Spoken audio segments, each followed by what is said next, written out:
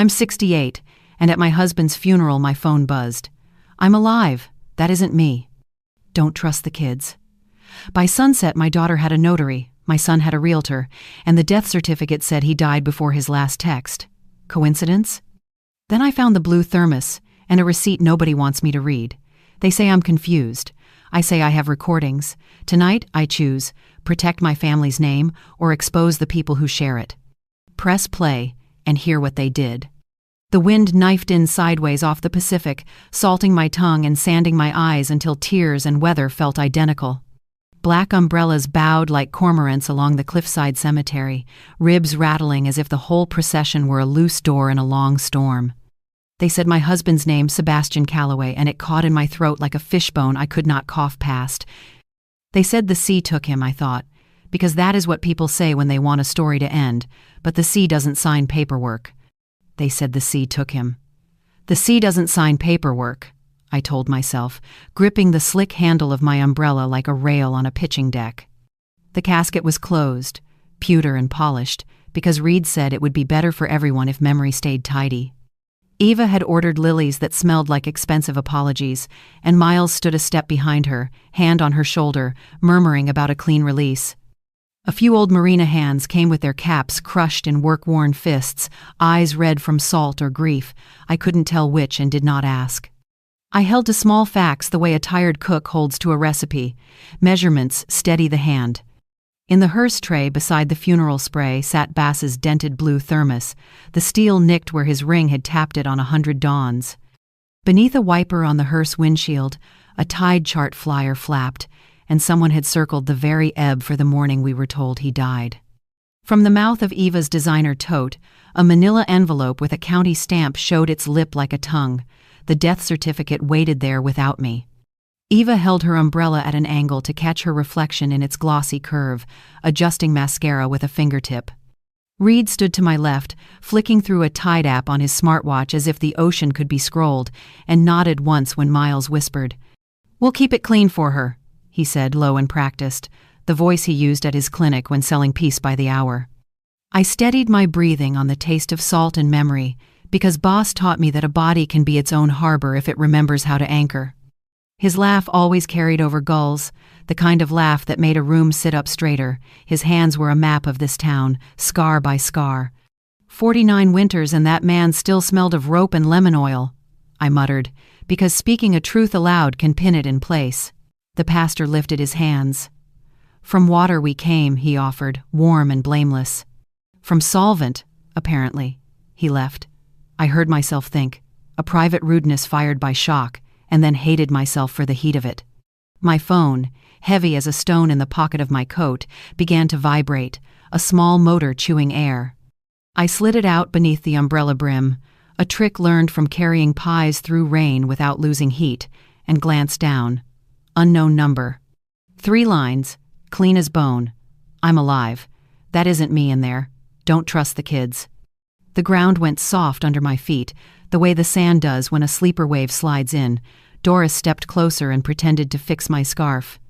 She has broad, practical hands that have packed 100 casseroles and held a dozen secrets. Now they made a wall between me and the world. I typed with my thumb, listening to the pastor's words wash past like rain. "Who is this?" The reply landed almost before my pulse could find a beat. "Can't say. They're watching." I did not gasp. Grief had already stolen the air and replaced it with something heavier.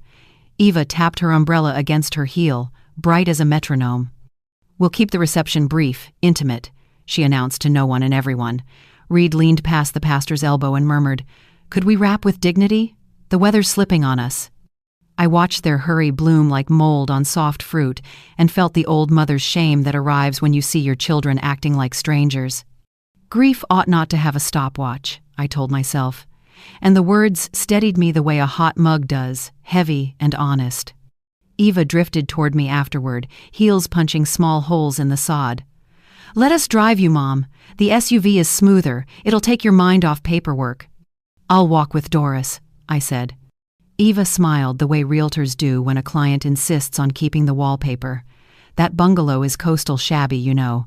We can freshen it, or reconsider the whole footprint." I'll keep what remembers me, I said, and Doris made a pleased little grunt that sounded like a door clicking shut against the wind. The pastor offered me the first scoop of dirt, the rich, cold kind that sticks to the lines of your hand. I thought of the bungalow deed and of the day we bought it, young and cocky, promising to keep the leaks because songs should have choruses. I thought of the thermos, scuffed by a ring, and of the tide chart with its circled hour, and of the envelope in my daughter's purse with my husband's end written in it. I let the soil fall. It struck the lid and made a sound I will hear until I die. I heard the dirt hit wood, and a message hit bone. People drifted away in pairs, the way flotsam sorts itself after a storm. The men from the funeral home loosened the straps with the quiet competence of people whose job is to lower. Eva's tote gaped, the county seal winking. Reed thanked the pastor again, then scanned the parking row as if a buyer might appear. "Mom," Eva said, "we can swing by Miles's clinic for a quick breath support, something gentle, it helps so many." "I'm breathing," I said, and this time my voice felt like it belonged to me again. "We'll handle forms later," Reed added. "No pressure today, just signatures when you're ready." "When the tide signs," I answered, and his mouth tugged, unsure if I was joking. Doris threaded her arm through mine again, steering me toward her truck. The bench seat was cracked and honest. The floor mat smelled faintly of bait and coffee. I could feel my phone like a heartbeat in my pocket, the screen warming my palm. I did not look right away. I looked instead at the lighthouse, glass dulled by gray noon, remembering how he would polish that lens until it threw a ring of sun across the harbor. He used a cleaner from a jug with a warning icon, said it worked quick if you respected it, said the lens gave back what you gave it. I finally checked the screen. Another message glowed there, simple and unkind to my peace. Start with the rider, start with the clinic, start with the lens cleaner. I tasted metal and lemon oil. Insurance. The add-on Eva had called responsible. The clinic where Miles folded cashmere blankets over anxious knees. The cleaner boss kept locked under the stair to the lantern room. I shut the phone and slid it back into the dark. If the text was a cruel trick, I would break it on fax. If it was a rope, I would grab and haul. Doris started the engine. "Home?" she asked, voice careful the way you set down hot glass. "For now," I said. Then the rider, then the clinic, then the light. As we pulled away, the hearse door shut with a soft mechanical sigh, and the thermos caught one last sliver of reluctant daylight. I pressed my palm flat over my pocket to feel the square weight of the phone and let the truck rattle me back toward a house some people called shabby and I called home. The ocean kept its own counsel, so would I. I started. The harborside hall smelled like percolated coffee and wet wool, paper cups stacked while gulls heckled the windows and people pretended talk could sponge sorrow. Tasha Kim worked the urn like a helm, eyes steady, offering me chamomile with a kindness, on the house, steam ribboning between us like nerves. She set the cup near my hands and leaned closer, voice lower than wind. "Mrs. Calloway, I kept something. If you need it, today quietly." I swallowed steam and asked, keeping my face polite, "Need what?" while my pulse tapped warnings under the cuff like a spoon against a glass. Her gaze stayed on the coffee, not me, and she said, "Proof that grief isn't the only thing brewing." Sentence felt heavier than the cup. Behind us, Eva had curated a minimalist memorial board, one filtered profile, no grease, no crow's feet, a caption whispering lightkeeper while history stood outside, smoking. Reed shepherded a notary toward me like a tug guiding a yacht, folder open to blanks saying, "Routine acknowledgments, just signatures to keep everything orderly." In the side pocket of his folder, I glimpsed a manila envelope stamped County Green, the death certificate already muzzled before I read its teeth. Reed's smile carried and pressure together. "Let's not let messy details drown the day, Mom." I set chamomile down untouched because my hands wanted truth. I edged outside onto the deck, salt spraying the rail, and thumbed my phone under the umbrella's lip where words might live before blown away. I texted, "What is lens cleaner?" The reply arrived fast as gulls. "Denatured alcohol, lighthouse glass, methanol heavy." Check Bass's thermos. My shoulders cinched like rope. Memory broke like sunlight. The ferry galley hissing, pans clattering, my wrist kissing hot steel. Boss catching my arm, cooling burn with a flour sack bandage. "You're worth more than skin, Nora," he'd joked, kissing above the knot, and we signed the bungalow deed with hands shook like gulls on wires. "We'll keep the leaks, Nora." "Proof roof sings," he said, and I answered, "We'll keep the leaks, but we'll keep our name on the deed." Back in the hall, the notary's pen clicked like a metronome again, but I kept my fingers still and said no to the choreography entirely. Reed tried angle, eyebrows sympathetic, tone buttered. "I'll sign when the tide signs," I told him before he asked, and the notary's mouth closed, surprised. Eva and Reed exchanged a glance that zipped like lightning under clouds, and Miles hovered, smile hushed, clinic smooth, their triangle closing ranks around my refusal. Eva tipped toward Reed, deliberate, letting me hear, "She'll thank us later. After." The word after fell between us like a trap door, someone already greased. Tasha reappeared with a napkin, tapping the table naturally, no one noticed the timing, and guided me toward the curtain's shadow like a tide pool entrance. She pressed a USB into my palm, its edges sharp as a secret, whispering, "You left a voicemail on my phone mistake. It wasn't you." "What label?" I breathed, and she said, "EC, so ordinary, so damning, like initials carved into a table that turns evidence under a brighter light." I tucked the drive into a loose lining seam where needles promised to return, then drifted back toward the memorial board like another obedient mourner. I studied Bass's single photo and the white space, wondering whether silence could be curated like furniture, whether absence could be staged with lighting and hashtags. I thumbed text beneath the table's edge. "If methanol, then how?" The answer came, "In what he trusts, mourning. Habit is a door doesn't lock." I heard China rattle, the urn complain, the room congratulate itself on being functional. Inside my skull, a blue thermos tipped and my stomach hardened. The notary returned with his professional smile like laminate, but Doris stepped between us, her voice a dock piling. She said no, learn English faster. Eva scolded Doris gently, saying we were all on the same side, but naming which side that was, because names can pin butterflies to boards. Tasha toggled a small speaker hidden near the urn, and Eva's voice spilled out, higher than usual, bright with calculation, laughing where empathy should live. "He drinks from that blue thermos every dawn. Easy payout," she said on the recording, and the cup in my hand creaked like a hull. My girl doesn't laugh like that, I thought, because the scrape in her voice sounded like a stranger dragging a chair across kitchen at midnight. Tasha swallowed and gave the timestamp, 4:52 a.m., day before the flare-up, choosing a word that avoided accusation without excusing anything, the word people borrow. We let the speaker die because silence tells juries more, and I folded the napkin to keep my hands from confessing fear to everyone watching. When the line for coffee thinned, I drifted near Eva's tote, pretending to look for a pen. An envelope slid into my coat like gravity. I carried trash toward the deck as camouflage, broke the seal, and read diagnosis that tried to turn smoke into destiny and clocks into servants. Cardiac arrhythmia due to smoke inhalation, it proclaimed in practiced hand, signed by Dr. Petra Voss, signature curling like a wave hoping nobody measured height. My eyes dropped to time, 5:10 a.m., asterisk, asterisk. Meanwhile, my phone held a bubble from Bass reading, "Leaving the house now," stamped 5:27 a.m., like tolling. Papers shouldn't bend clocks, yet here a pen attempted it, quietly moving minutes backward, while assuming nobody would notice the scrape marks left on truth. I tucked the certificate away again, careful as moving cast iron, and watched the harbors slick, believing the ocean understood hypocrisy when people refused to. Inside, the slideshow displayed the same photo repeatedly, pretending movement by dissolving to itself. I decided a loop can be honest when you name it. I pocketed the envelope, found Doris near the door, and felt my spine settle like ballast, because deciding is the part where boats answer weather.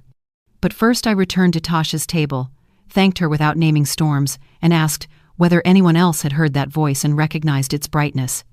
She shook her head, eyes on the urn, and said she records voicemails for schedule orders, not because she wants secrets, because machines keep them. I told her I'd bring the USB.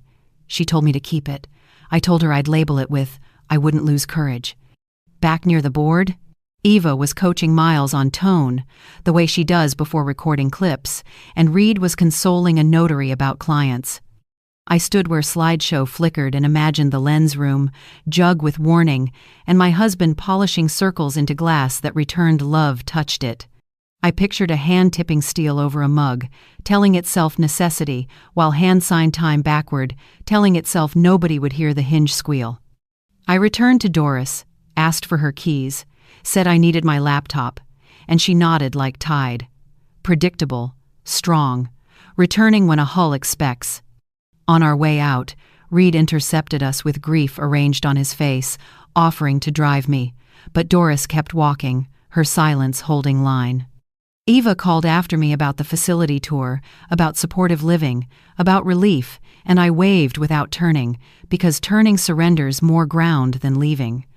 In the parking lot, wind shoved us sideways, gulls kited the gusts, and I pressed my pocket, feeling plastic, paper, metal, each a temperature truth. Back home soon, I would open my stubborn laptop, feed the USB its hunger, and listen again to the voice that borrowed my daughter's vowels. First, though, I breathed once beside the lighthouse road, telling the glass in my head that I'd start where told, rider, clinic, cleaner, thermos, truth. I slid into Doris's truck. The bench cracked like a smile, and gave my body permission to shake while my mind made lists with ink. At a stoplight, I checked the envelope again, because fear likes proof, then tucked it deeper, because courage needs warmth, and paper cools too quickly. By the time we turned onto my street, I had chosen a tone for my calls, polite as observers, as tide charts, practical as rope. I knew who loved me, I knew who smiled, I knew who rushed paperwork, and now I knew a clock had been bullied by ink. This is where commitment lives, I thought. Not in vows at altars, but in choosing which door to push when terror says every handle burns. I carried the USB like a matchbook, the certificate like tinder, and my husband's last text like breath, and told myself, quietly, start now, pursue.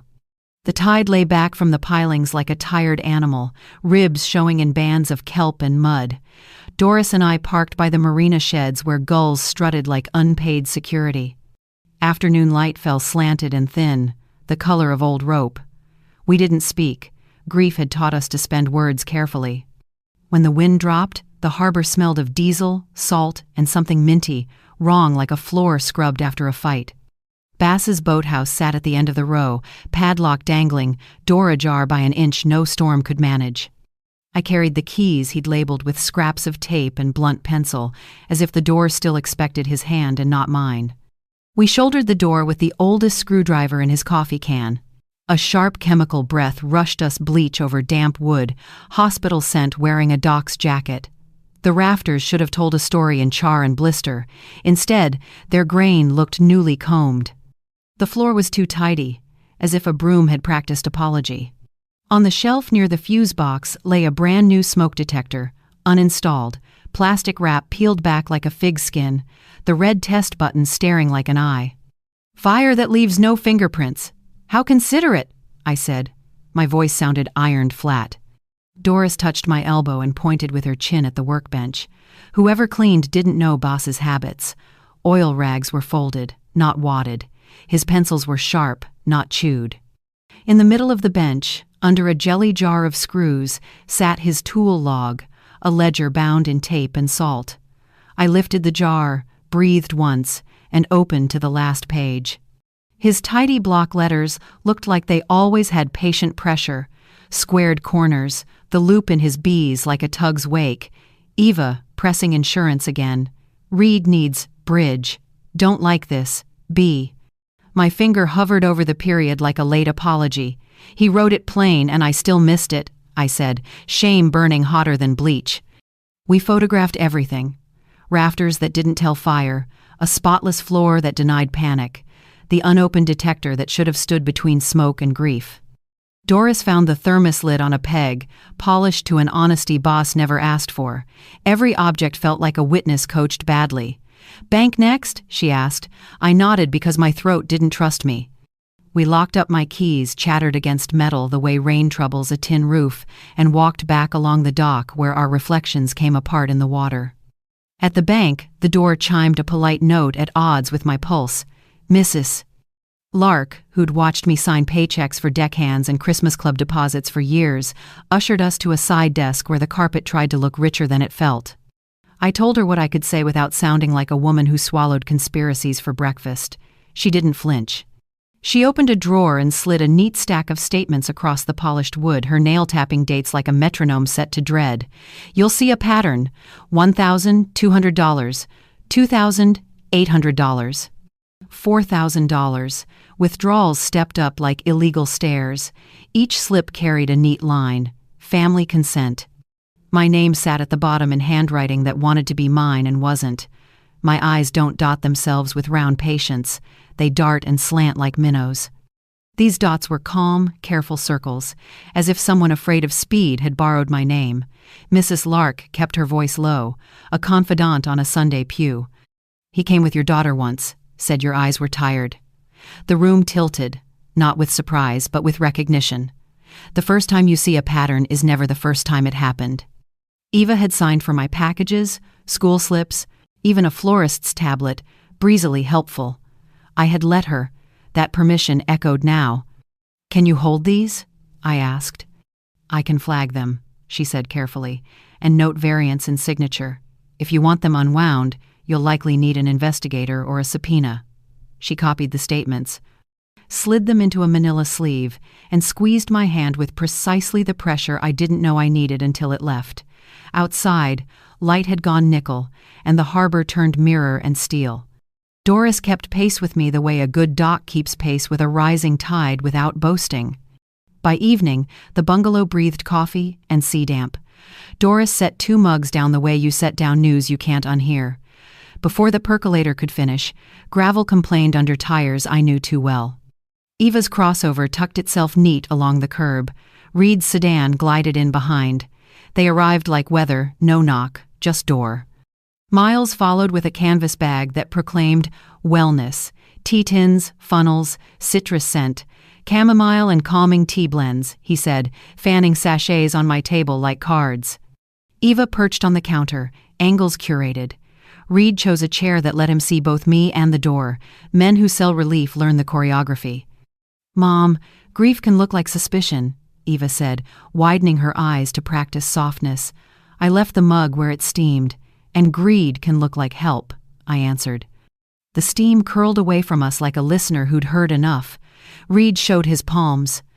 We're checking in, that's all. Miles nudged the bag closer. A sachet brushed my wrist the way a cat who doesn't live here tries to claim the couch. We skated small talk like people crossing thin ice. Eva complimented Doris's curtains.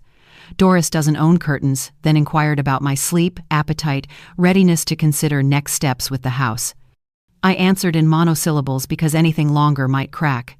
When they saw the tea would go cold unopened, they tried warmth on a different burner. Memories. Reed mentioned Boss fixing a neighbor's skiff for free.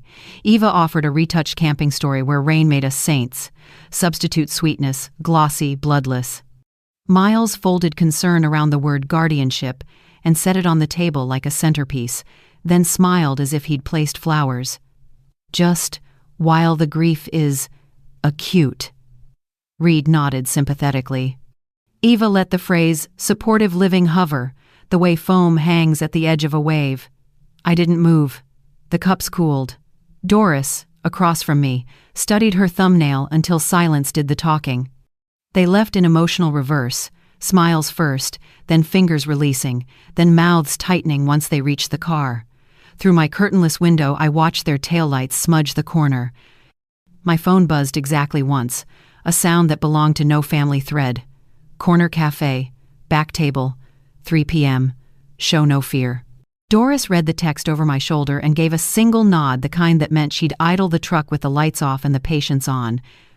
The corner was half boaters, half teenagers, and one old jukebox that never learned subtlety. I took the back table facing the room, hands around a cup I didn't drink. At 3, on the dot, a man in a storm gray jacket sat across from me with the competence of someone who has memorized other people's exits. Weathered face, disciplined edges, Coast Guard eyes that didn't apologize for looking. Mrs. Calloway, I'm the one who texted you. Boss hired me. He was worried about everything, he said, easing a folder from his jacket. Avery Locke. He laid papers as if setting instruments for a delicate cut. I'll show you what I can. It's not the whole boat yet. He pressed play on a slim recorder. Voices arrived through distance and kitchen hum. Read, his morning thermos is a free ride. A chair scraped. A woman, Eva, or the echo of her, shushed him, not enough to hide meaning. Avery clicked pause. From the folder came a receipt stub, bulk denatured alcohol, paid cash, time-stamped the day before Boss collapsed. A still frame followed hardware store camera, a figure in Reed's jacket silhouette, cap low, head turned. Last, a bridge loan printout. $65,000 balance. 22% monthly penalty. Collateral forthcoming. Parental property. Numbers that stung worse than bleach. It threads, Avery said, but a net isn't a net until the knots hold. We need lab confirmation what was in the thermos and the medical examiner's paper trail. Doctor. Voss signs tidy. I want drafts. He let me see the stack, then tugged it back. Photographs only for now. If I overplay, they smell the hook. I surprised myself by speaking before fear caught up. There's something you should know. I told him about the shoebox under my bed letters I wrote on nights the leaks sang louder than our savings pages where I flirted with selling the bungalow without telling Boss. Just to buy a winter without bowls on the floor. I thought about selling what he loved. Maybe they learned it from me. The confession tasted like salt and pen ink. Avery's jaw worked once, not in judgment, but like a man choosing the cleanest word. Thinking isn't doing. They did. He tapped the loan page. Pressure can make a liar or a lighthouse. You wrote letters. They wrote checks. He slid the recorder back into his pocket as the bell over the cafe door chimed. I felt the shift before I saw the shape. Eva stood at the threshold with a to-go cup and a blade of a smile. Networking already, Mom? Her gaze filed Avery into a box labeled problem, then evaluated me for cracks. I stood, not to greet her, but to own my height. She left without waiting for an answer. Perfume and suspicion eddying behind her. Avery watched her go and didn't sigh. They'll move faster now. He scribbled a number on a napkin, slid it over. Call before you act, and if anything arrives at your door, food, flowers, tea, don't drink it. Have it as a door that doesn't lock. Boss wrote that. Almost, I said, thinking of the log. He nodded like someone who already knew and just wanted to hear me say it. We separated at the corner. Doris flashed the truck's lights once, a lighthouse on low wattage. I waved her ahead and pulled onto the road after a beat, the USB with the voicemail warm in my pocket, the statements stiffer against my ribs, the tool log photo glowing in my head. Halfway to the bungalow, a dark sedan nosed from the curb and slid in behind me. No blinker, no hurry. Just there, close enough that I could read the pockmarks in its front plate when the road narrowed. I changed lanes. It changed lanes. I slowed for a yellow that could have been green. It slowed with me and kept a two-car prayer between us. In the rear view, I saw a driver's shape but not a face, as if the seat held a shadow with errands. I turned up our hill, the one that usually loses strangers, and the sedan followed, patient as a debt. At my driveway, I didn't signal. I passed my own house and kept going, jaw set, breath steadying itself the way Boss taught me, anchor high, make a dock in your ribs. The street curved toward the lighthouse road, wind shouldering the hood. The sedan held behind me like a hand on my back that I hadn't invited. Okay, I told the windshield, and the woman in it who still knew how to work for heat on a galley line. If you want a soft mother, you came late. I checked the mirror again, memorized headlights, and kept driving because the fight had stepped out of whispers and into open air, and so had I. Night deepened to the color of wet rope while the pier clicked and breathed beneath our boots. Harbor lamps threw coins of light across the black, and gulls slept with their faces tucked like folded knives. Avery leaned on the piling, jacket zipped to the throat, eyes making quiet maps. We bring them to shore. We don't let the current decide, he said, voice low enough to ride under the wind. I nodded because saying yes in that place felt like tying a knot where it would hold. First the kitchen, he said. A recorder small as a coin hidden under my radio, battery fresh, memory clean. Then the thermos. Photograph every dent, swab the mouth and threads, seal the cotton like a promise. Third, the paper trail. Cross-reference the wellness clinic's intake logs with Dr. Voss's on-call slips and the time cards she files to the county. Last, he'd put a call to Sergeant Boone, a stubborn tide in a badge, a man who owed him one unspent favor. Boone didn't love gossip. He loved chain of custody. We drove in silence to my bungalow where the porch light hummed like a nervous tooth. Avery took off his boots at the mat, then guided a strip of tape beneath the radio shelf and pressed the recorder there until it vanished into ordinary shadows. He labeled a second battery, slid it in my flour tin, and smiled the way people smile at careful work. If they posture, let them. If they whisper, let them closer, he said, checking levels. I set Boss's thermos on a tea towel like a relic, and Avery photographed the dents, the ring scratches, the notch where the lid jumped threads. He flipped a sterile swab from its sleeve, swept the mouth, the threads, the inner lip, then capped it and wrote the date twice, once for truth and once for memory.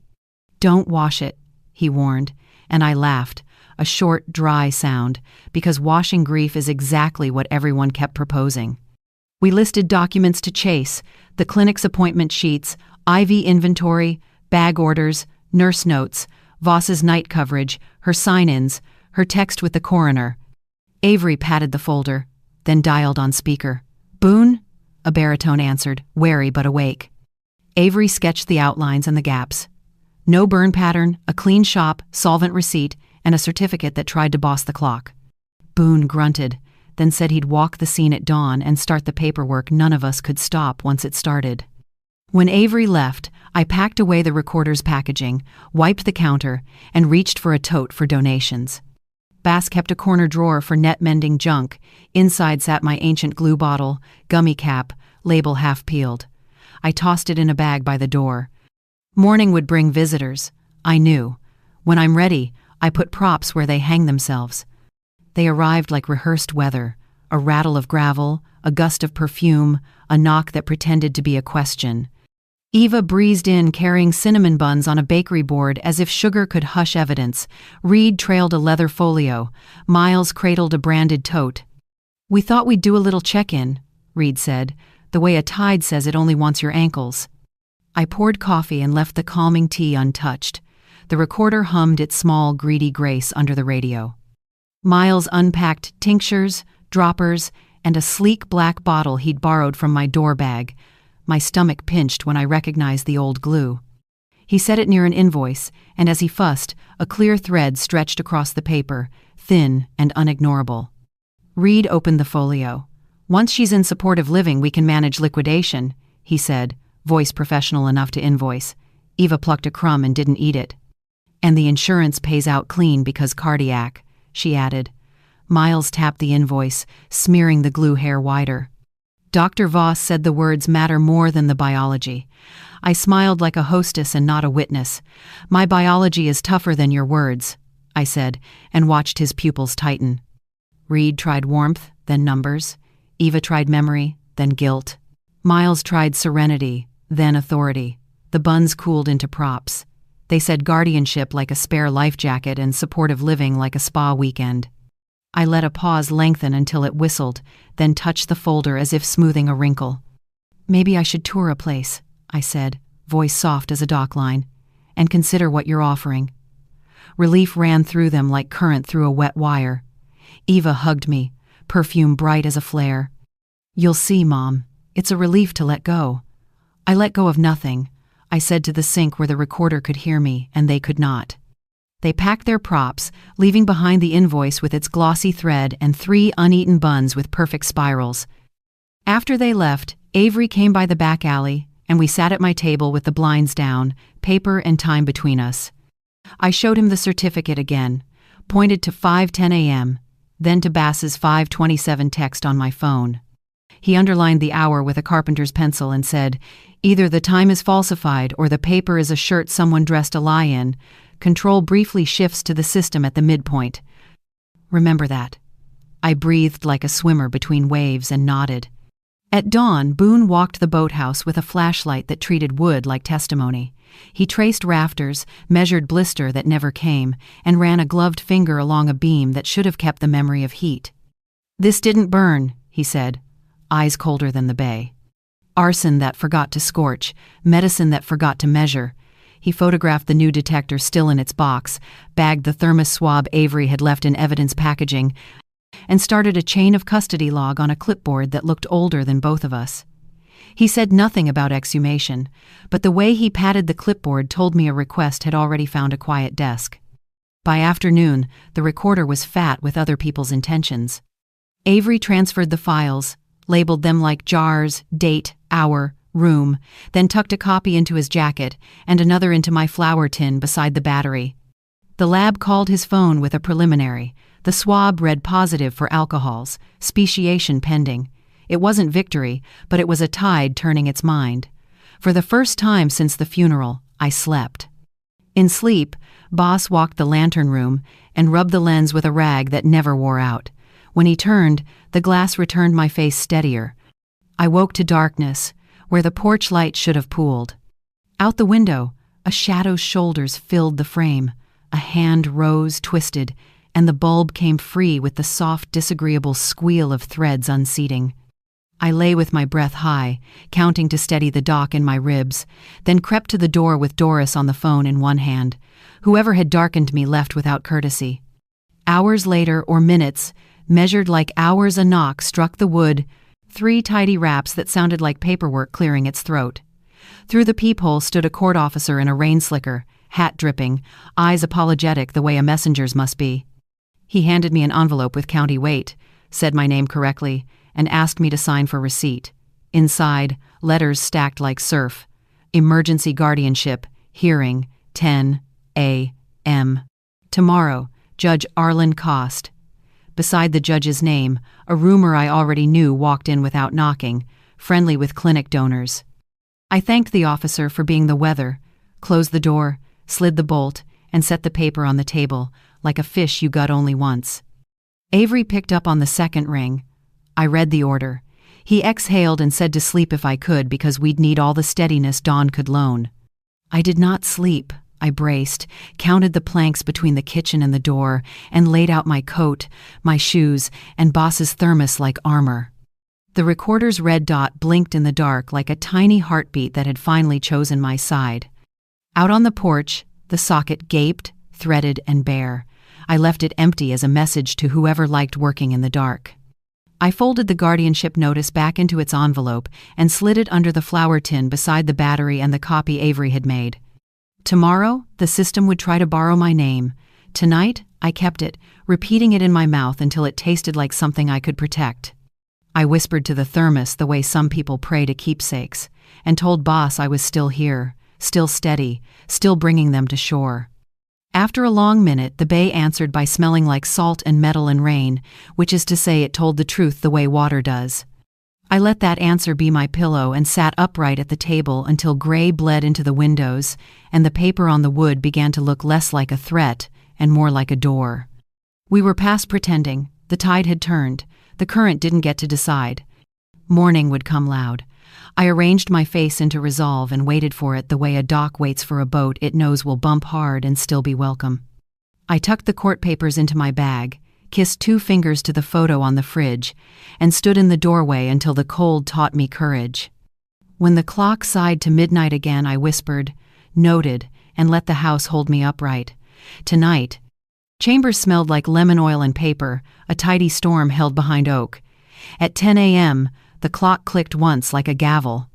Eva and Reed arrived first with their lawyer, faces composed into sympathy. Miles followed, carrying a sleek folder stamped with his clinic's crest. Judge Arlen Coast adjusted his glasses and asked for submissions. Reed passed up an affidavit from Dr. Petra Voss. The language floated like chiffon but scratched like wool. Paranoid ideation, diminished executive function, advisable guardianship.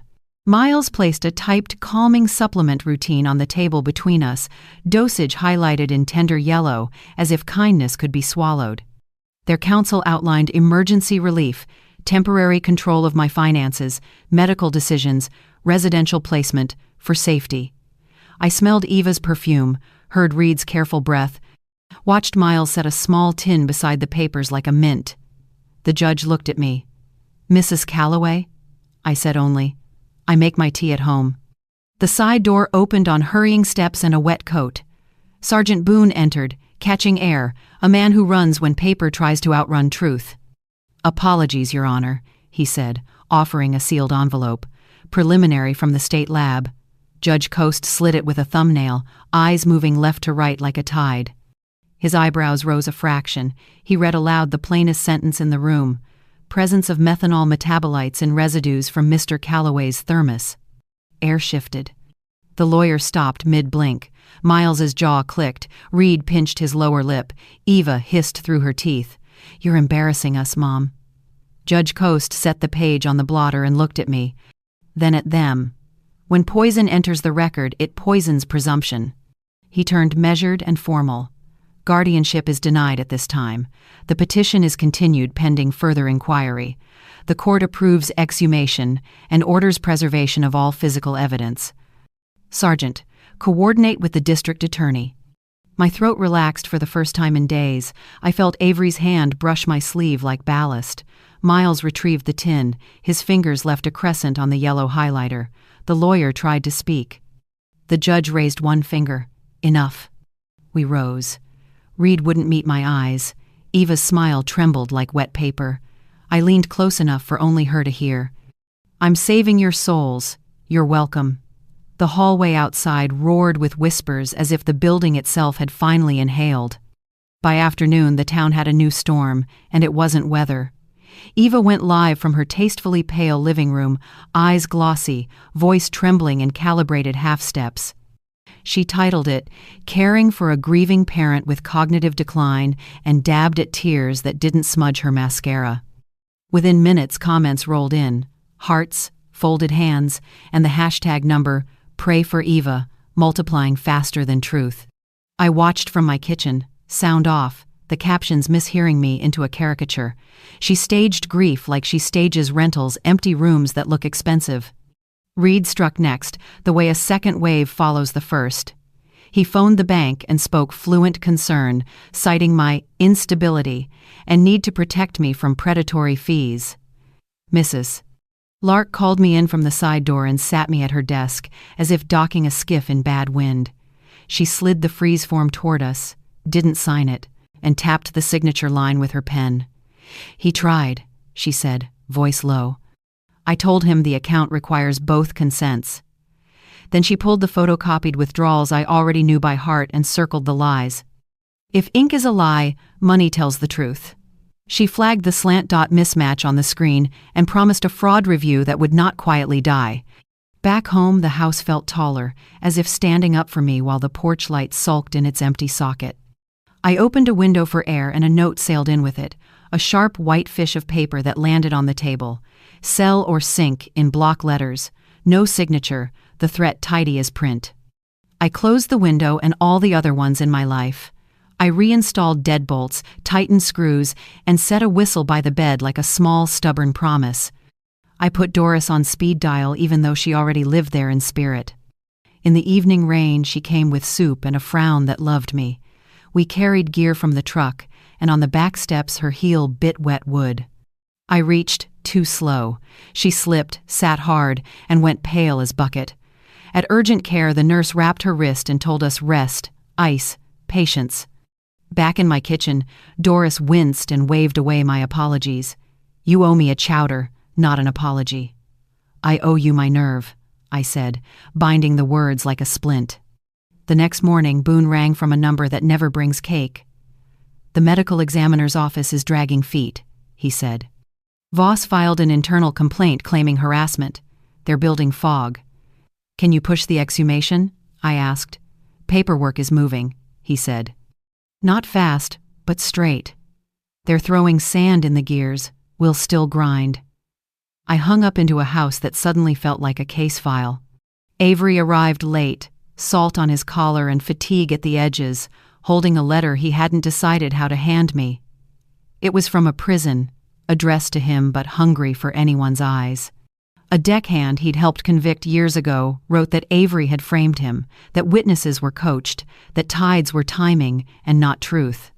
Avery read the lines aloud without defending himself, then folded the page once, exactly, as if practicing penance. I heard a hinge in me resist.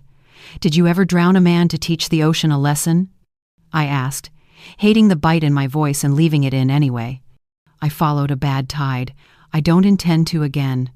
He set the letter under the flower tin beside the recorder copy, evidence of nothing and everything, that people can be wrong and still be right later. The smear grew legs. A gossip site reposted Eva's video with a headline calling me a danger to myself and a drain on my children's genius. Someone dredged an old photo of me in an apron, face shiny from the galley heat, and captioned it, "Kitchen Tyrant." I turned the radio off when callers began diagnosing me between ads for mattresses and new trucks.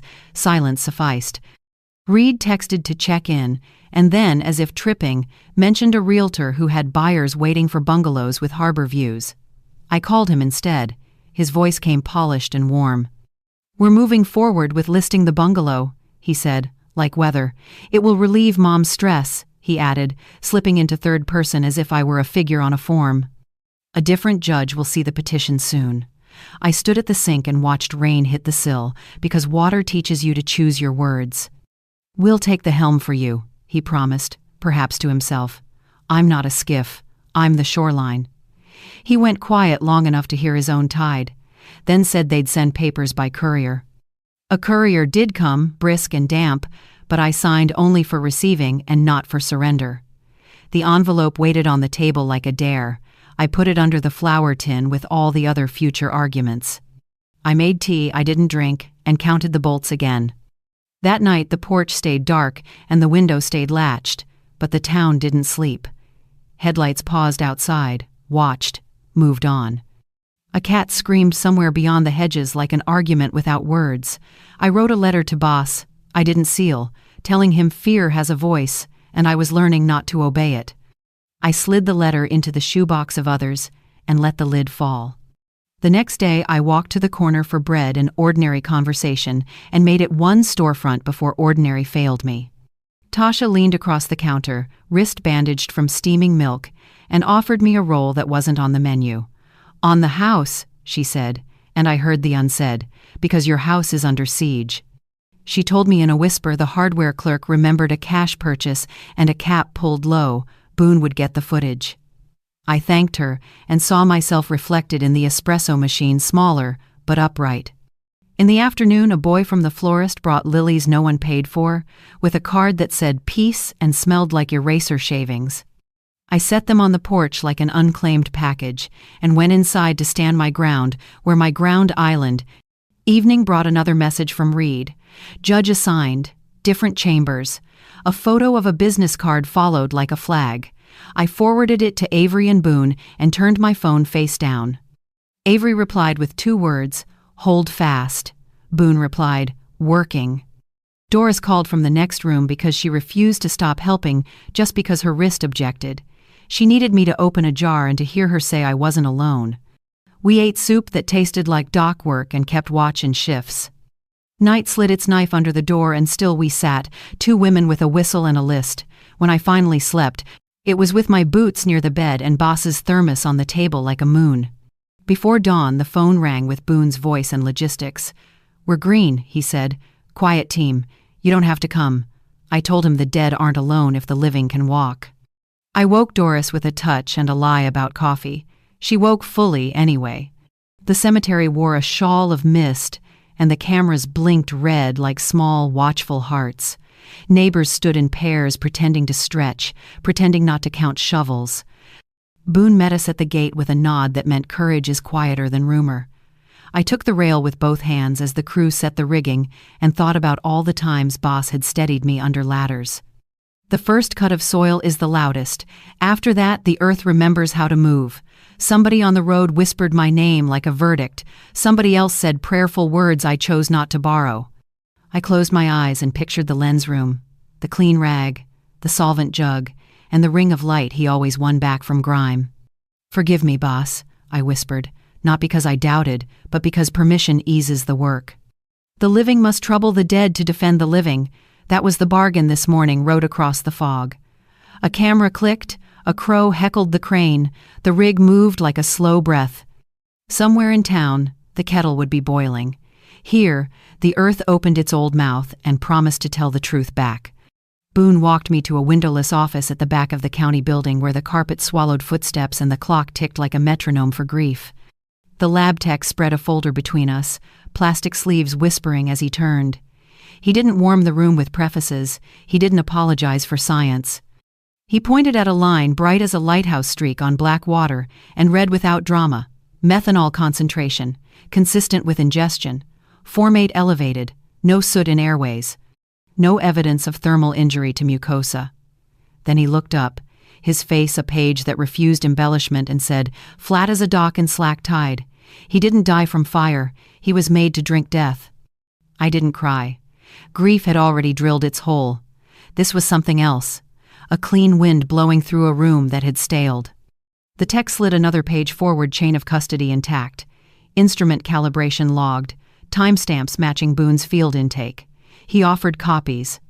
I nodded, because nodding is what you do when the truth is finally dressed in numbers. Boone signed one margin and squeezed my shoulder with 2 fingers, a sailor's blessing. Outside, the corridor smelled like toner and worry. I walked out into a small afternoon and let the sun find me through thin cloud. For the first time since the funeral, rage felt less like an engine and more like a rudder. Back at the bungalow, I sat on the floor with the heater humming and pulled the shoebox onto my lap.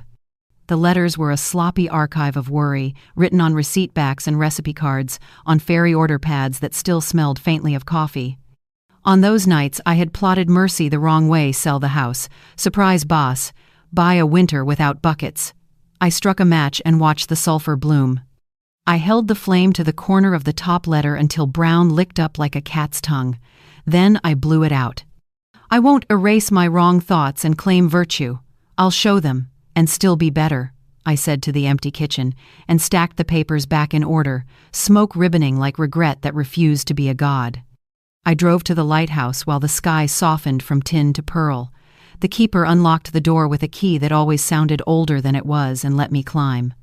Halfway up, lungs stinging, I stopped at the landing where the glass begins to widen the world. Wind parsed the railing and laid salt on my lips. I set my palms against the lantern room and met my own reflection, a small woman inside a big lens made for ships. In the recorder in my pocket were sentences that could scorch my children's reputations to ash by dinner. I could upload, post, leak, humiliate. I could become the storm they taught me. Or I could build a case slow as tide, public, procedural, undeniable, so the verdict would not be my opinion, but the town's law. Shine on their lies. Not to blind, just to show, I told the glass, and the lantern gave me back a steadier face. On the walk down, I wrote the plan in my head the way I used to build a prep list before the first fairy horn. Subpoena the clinic logs, intake sheets, IV bag purchases, vendor invoices, freezer temps, nurse initials, anything that could show volume mismatched to patient count. If the books smelled sweet, force them open. Flip miles by exposing the cash that went in circles, detox memberships paid in envelopes, refunds issued as supplements, deposits landing a day after Eva's brand payouts, and Reed's rentals closed. Boone would trace bank paths. Avery would trace the trash, because trash is a diary that doesn't know it's keeping one. Present Tasha's voicemail with its 4:52 a.m. Stamp, clean chain of custody, then anchor the sound to a physical, the Thermos swab, and the solvent receipt with camera still. Put a handwriting expert on the stand with my slanted dots and Eva's careful circles. Ask about left-hand drills, pen pressure, rhythm, hesitation loops. Make them show that family consent was theater. Catch Dr. Voss on her own phrasing, arrhythmia from smoke, and set it beside the autopsy's silence on soot. Ask who told her there was fire. Ask when she learned there wasn't. Play snips from the kitchen recorder at the preliminary hearing so the defense couldn't hide behind a plea that dodges the word murder. I would not take a tidy deal that called poison a misunderstanding. And I would not humiliate my children online. I would let a jury watch them in a bright room where paper and tape and time do not blink.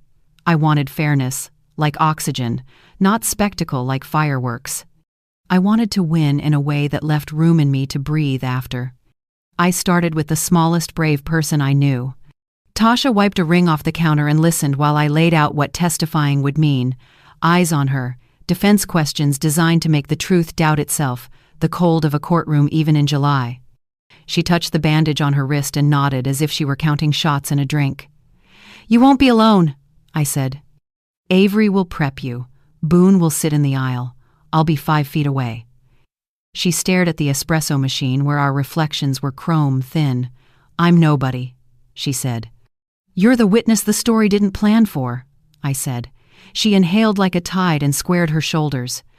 "I steam milk for a living, Mrs. Calloway, but I know when someone's cooking books. I'll tell them what I heard."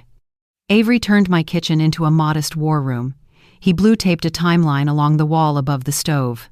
Solvent purchase, voicemail, supposed accident, hospital intake, certificate time, and the text from boss that proved morning still belonged to the living at 5:27. Beside it, he pinned photos of the boathouse rafters that refused to tell fire and the unopened smoke detector that ought to have beeped. He brought in a handwriting analyst from Coos Bay, who held my old letters under a slant lamp and murmured about angle and speed, the way pressure reveals the hand the mouth denies. "Right-handed writer faking left," the analyst said, pointing to tremor at the starts of strokes. Boone sat at the table, working the phone, filing for subpoenas with the district attorney, speaking in nouns that made things happen: logs, custody, records, exhumation, warrants. That evening I walked the Lighthouse Road with an envelope in my coat and the shoebox lighter by the weight of one new page. I wrote in the diner before sunset, when coffee tastes like possibility, kept it simple and present tense. "You are loved. Truth is moving. I know the difference between revenge and justice, and I am choosing the one that can still let me sleep." At the keeper's desk, the ledger lay open, its pages furred with notes about lamp wicks and weather. I tucked my envelope under today's entry and pressed my palm flat on the ink. "You told me the sea returns what's thrown into it.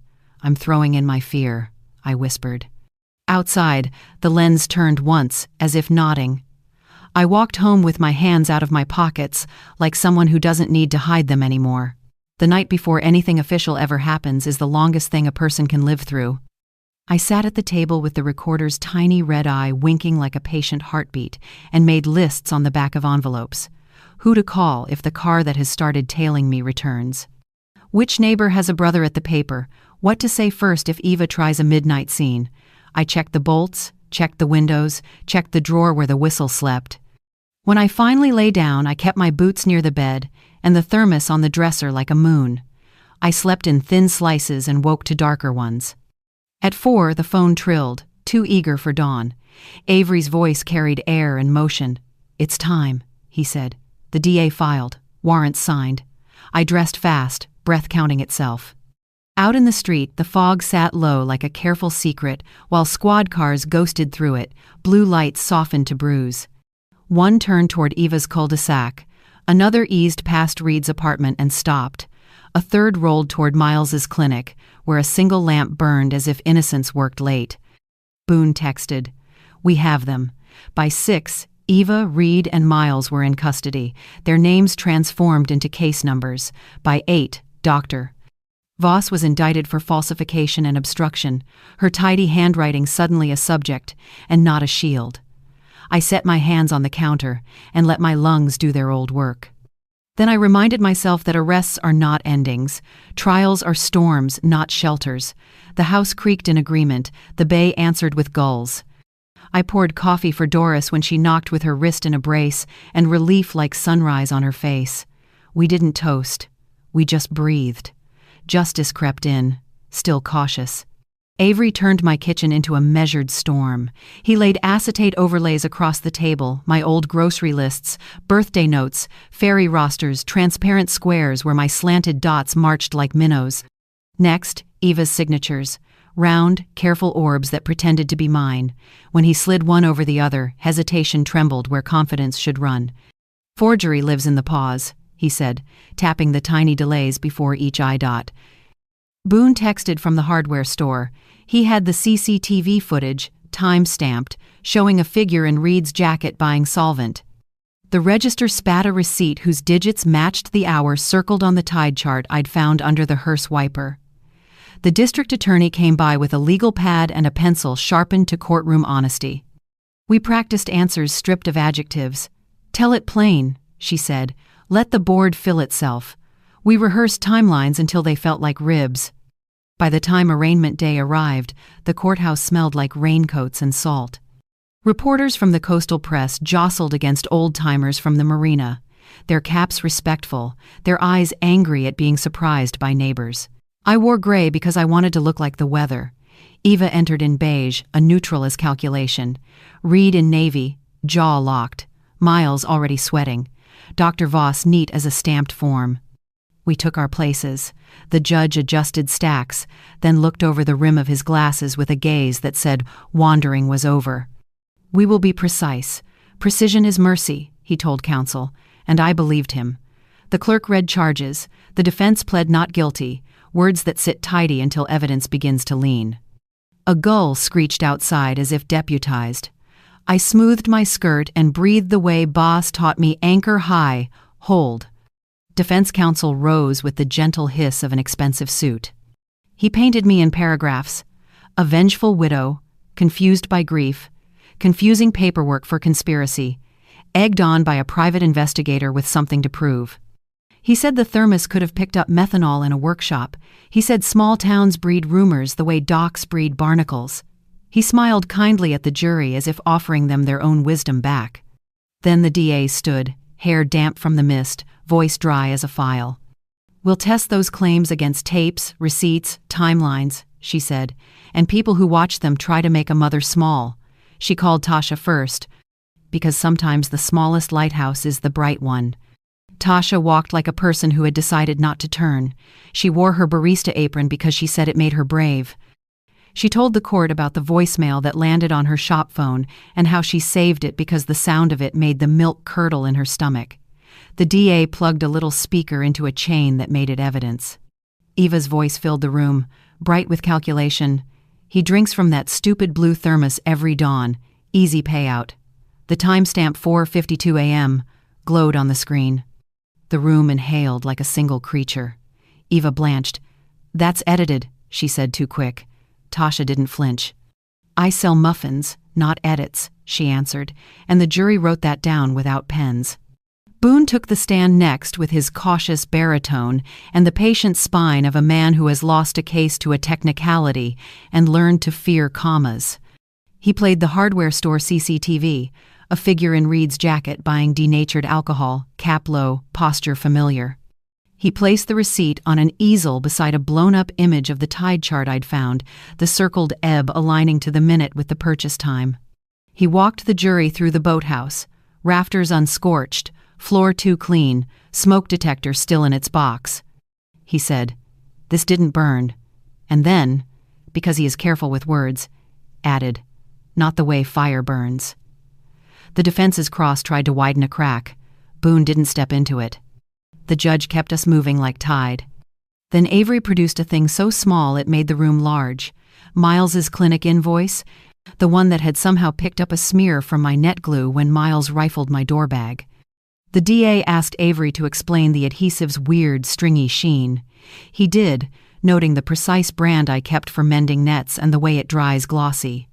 The DA set the invoice beside a photo of the bottle from my drawer. A quiet rip ran through Miles's face. He leaned toward his lawyer, then away, then toward the table microphone, as if it could absolve. "They said the doctor would make it look clean. I bought the bags," he blurted, voice cracking on bags like a plank. The courtroom turned its head toward him the way schools of herring do when light shifts. Reed went stone marina statue, no tide. Eva trembled like a sail left luffing. Dr. Voss tightened her jaw until color left it. The DA let the hush bake a little, then put Miles back in his chair with the promise of a deal made on paper later, not in air now. She wheeled in the easel with the kitchen audio timeline. "Short clips," she told the judge. He nodded. The speakers carried our voices across linoleum and into oak. Read, recorded. Guardianship first. Then liquidation. Eva, recorded. Mom signs like she always did, eyes tired. Gasps. Someone in the gallery made a sound like a gull when a crab drops. The judge rapped once. Outside, another gull answered, ridiculous and perfect. The handwriting expert from Coos Bay took the stand with a loop on a ribbon like a pendant. She spoke about speed and drag, about how true signatures have rhythm while forgeries dance off beat. She pointed to the left-hand drift in the family consent forms and asked the jury to notice the tremor at the starts of downstrokes. She explained how a right-handed person faking left-handedness leaves telltale pressure, lifted pen, cautious re-entry, tremulous curves. Then the DA held up a clipboard seized from Eva's staging kit, practice pages, 100 shaky ends and ahs, mirror letters like a child's, attempts to carry my slant. The expert didn't smile. Criminals can disguise flourishes, not pressure, she said, and when she placed my slanted grocery list beside Eva's neat orbs, the truth settled like a plumb line. Defense tried to haul the ship back. They suggested the solvent was for cleaning tools, the voicemail a cruel imitation, the invoice contamination accidental. They implied the kitchen clips were taken out of context, estate planning gone sadly misunderstood. The DA stayed with nouns. She re-anchored time, 4:52 a.m. Voicemail, solvent purchase, aligning with the circled tide, 5:10 a.m. Certificate, 5:27 a.m. Text from boss, leaving the house now. She reminded the court that soot doesn't forget where it has been and that thermoses don't collect methanol by accident from a miracle fog. She returned to Miles, now hunched, who admitted on redirect that he logged IV supplies on a day no drip appointments were scheduled, and that Dr. Voss texted him language arrhythmia from smoke before the body left the hospital. The judge's pen tapped, not impatient, but exacting. When I took the stand for the second time, the prep we'd drilled felt like muscle memory. I told it without adjectives. The thermos, the tide chart, the death certificate I wasn't offered, the notary with his pen like a metronome, the text I read at the grave, and the way my children's silhouettes looked strange even in weather I knew. I said I loved them. I said I feared them. I said I chose court because revenge teaches nothing, and I needed the town to hear the story in daylight. Defense asked if I had ever considered selling my house without telling my husband. Yes, I said. I wrote it. I didn't do it.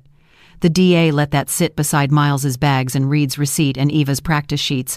Truth is cumulative. Lies need new scaffolding every hour. When Dr. Voss took the stand, she wore a fence like a lab coat. She insisted the certificate reflected her best medical judgment, that smoke can move invisibly, that arrhythmia is a thief of nuance, that paperwork doesn't kill people, biology does. The DA asked who told her there was a fire. She paused. Family, she said. The DA asked when she learned there wasn't. After, she said. After what? After I signed. The DA lifted the autopsy page where no soot in airway sat like a bell. So your cause relied on smoke that didn't exist, she said. Voss stared at the bell and didn't ring it. The judge wrote something small, then something larger. By late afternoon, the room felt like the inside of a conch amplified, inevitable. Reporters traded looks that meant headlines were writing themselves. The old marina hands leaned forward like tide testing a new channel. Avery rested 2 fingers on the back of my chair. Boone folded his arms and watched the defense lose verbs. The judge shuffled his stack, placed the heavy sheets on top, and said what rooms like this are built to hear. Bail was adjusted upward. Eva and Reed were remanded unless stricter conditions were met. Miles was moved under the umbrella of a cooperation agreement. Dr. Voss's bond tightened with a neat knot of conditions and a travel surrender. Trial is set for 6 weeks, he finished, calendar firm. He glanced over his glasses again. The gull outside laughed like a heckler who accidentally tells the truth. We spilled into the hallway where microphones waited like mouths. I didn't stop. I stepped into sea wind that cut the day in 2 and watched the gulls mob a crust someone tossed. The courthouse steps were slick with mist.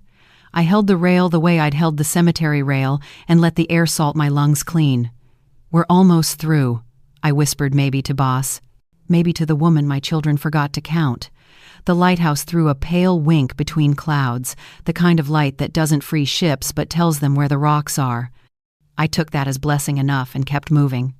Trial day filled the courthouse until breath felt rationed. Raincoats steamed against paneled walls, camera lenses blinked like wary eyes. I sat behind the rail with Avery on my left and Boone on my right, hands folded so tight my knuckles read like small truths. The district attorney stood without theatrics. "This is a simple story," she told the jury. "Greed plus class shame plus poison plus cover-up. Watch how each piece reaches for the others." Defense rose after her with a palm-up shrug. "There is no direct eyewitness to ingestion," he said, savoring the phrase as if it could feed 12 people. The DA didn't smile. "We brought the web. Every strand shows intention." The toxicologist went first. Clean tie, cleaner sentences. He explained methanol and the formate that blooms in blood when the body is tricked. He pointed to the chart where Bass's numbers glowed like flares in night water. "No soot in the airways, no thermal injury in the mouth or throat," he said. "Exposure is not inhalation here, it is consumption." Defense tried to turn the thermos into an innocent bystander. "Workshop contamination?" the lawyer offered. "Not in these concentrations," the tech answered. Impatience folded flat into good manners. Avery followed with the tapes and the ledger of days. He set down the receipt for denatured alcohol like a card you know will take the trick, then clicked through the kitchen clips. Guardianship first. Then liquidation. He unrolled the timeline like a net across the jury rail voicemail at 4:52. Cash purchase aligned to the circled ebb on the tide chart. Certificate at 5:10. Text at 5:27. "You see a choreography," he said, voice even. "Not nature." Then Miles, in a suit that fit him worse than truth. He stared at the microphone like it might bite and chose surrender over silence. Reed bought the solvent. Eva pushed the rider. "I called Dr. Voss," he said. "Each claw's a plank across cold water." He admitted he logged IV bags when no drips were scheduled, that he kept cash in a supplement drawer because it looked cleaner, that he believed paperwork could soften poison into policy. Defense asked about pressure. "They said it would save us," he whispered. "From what?" "Debt. Shame." He glanced at the floor, as if a trapdoor might volunteer. Boone made the boathouse stand in the room without leaving its pilings. He walked the jury through rafters that refused to blister, through a floor that smelled like bleach and denial, through the smoke detector still sealed in its box. "This didn't burn," he said, then added the care that has become his habit. "Not the way fire burns." He showed the hardware store CCTV still and the receipt time, lining them against the tide chart that had flapped under a funeral wiper. The story began to hold weight without raising its voice. The handwriting expert stepped up with loop and lamp. She spoke of rhythm and pressure, of my slanted dots like minnows, and Eva's patient circles. She traced the left-hand drift in the forged consents and showed the hesitation tremor at the starts of strokes. Then, the DA lifted the clipboard seized from Eva's staging kit practice pages, full of mirror letters and timid curves. "A right-handed writer faking left," the expert said. "Criminals can disguise flourishes, not pressure." Tasha came in her apron because courage sometimes needs a uniform.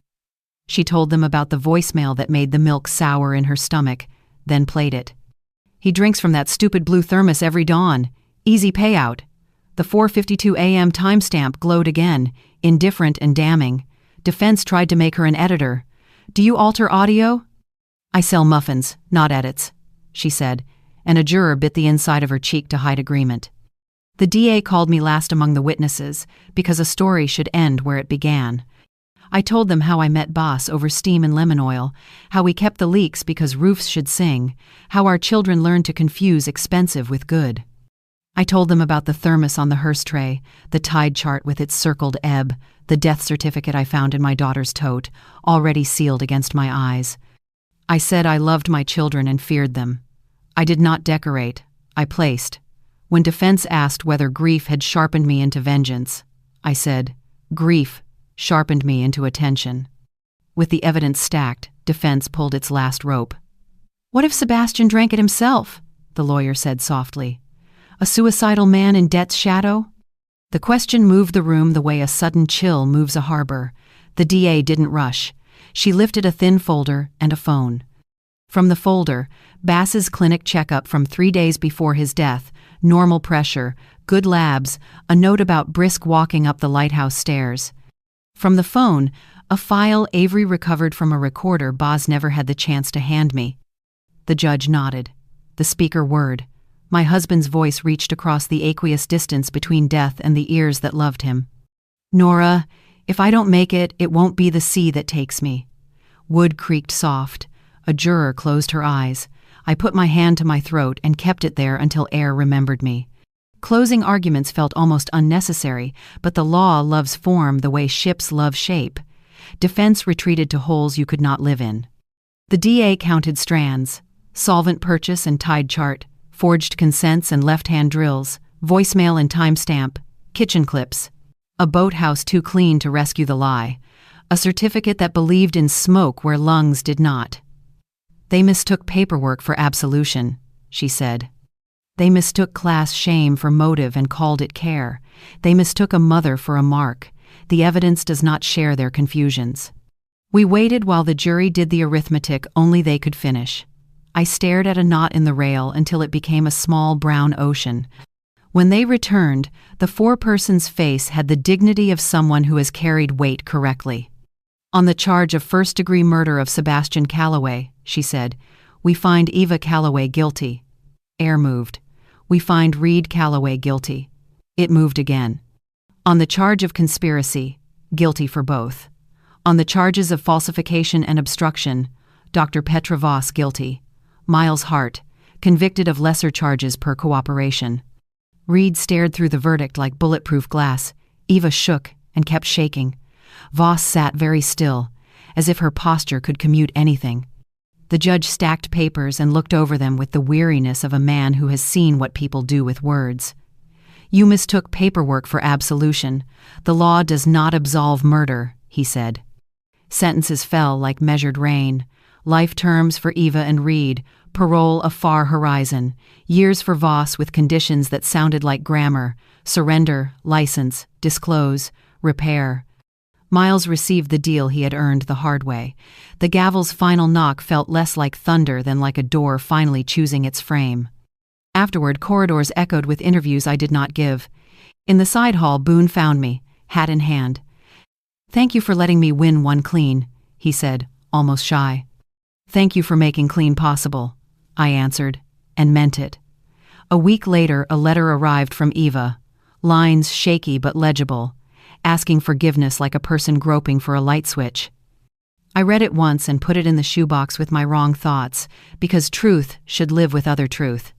At visitation, Reed stared through glass, unblinking, as if the mind had walked to a room I could not enter. I pressed my palm to the barrier and did not pretend the scene meant more than it did. With the case closed, the policy money that would have come sat like a shadow on my porch. I couldn't touch it. Instead, I routed my savings and the checks strangers sent into a seed I named the Lantern Fund, grants for maritime safety and for families strangled by care that is control. We printed tide charts on the brochures so donors would remember that time and patience are both currents. We added a small line from the toxicologist's plainest sentence: "Made to drink death, not for shock, but to keep the mission honest." Sundays became simple again. I took sunflowers up the cliff path and placed them by the marker where wind writes its own homily. Sometimes Avery walked with me, and we didn't talk about cases because mercy needs other kinds of air. I learned to sleep through the whole night more often than not. The house still leaked when rain came sideways, and I kept the leaks because songs need choruses. On quiet afternoons, I opened the ledger at the lighthouse and traced the entries forward. Lamp trimmed, lens cleaned, fog rolled in at 2:10, rolled out at 4. 30 facts that hold a town together without applause. The sea presses its cool hand against the cliff as I set one last sunflower in the notch of Boss's stone. Gulls quarrel over a crust someone tossed. The lighthouse takes its slow breath and lets it go. I touch the scar on my wrist from the galley years and the smooth dent on his thermos where his ring once tapped time. We did it by daylight, I tell the wind. By law. I stand a minute longer because freedom deserves a full count. Then I turn for home, the path solid under my shoes, the lens above me turning not to blind but to show, the tide slack and honest at last.